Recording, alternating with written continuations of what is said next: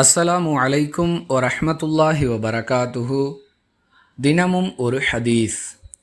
அல்லாஹுவுக்கு எதையும் இணை வைக்காத நிலையில் யார் அல்லாஹுவை சந்திக்கின்றாரோ அவர் சொர்க்கம் செல்வார் என்று அல்லாஹுவின் தூதர் ஸல்லல்லாஹு அலைஹி வஸல்லம் அவர்கள் கூறியதாக முஆத் ரலியல்லாஹு அன்ஹு அவர்கள் அறிவிக்கிறார்கள்.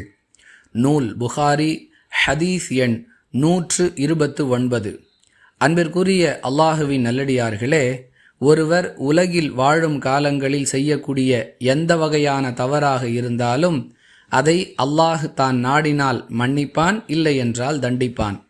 ஆனால் ஒருவர் அல்லாஹுவுக்கு இணை வைத்து அதற்கு மன்னிப்பு கேட்காத நிலையிலேயே மரணிப்பாரேயானால் அவர் நிச்சயம் நரகம் செல்வார் என்பது திருக்குர்ஆனிலும் ஆதாரபூர்வமான நபி மொழிகளிலும் விளக்கப்பட்ட ஒரு செய்தி.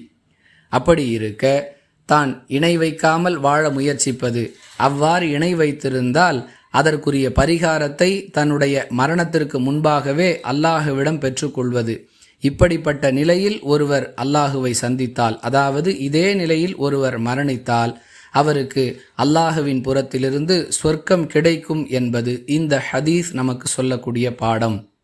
இயன்றவரை இணை வைப்பு என்ற நிலையிலிருந்து நம்மை நாம் பாதுகாத்து கொள்ளும் நிலையிலேயே வாழ முயற்சிப்போம்.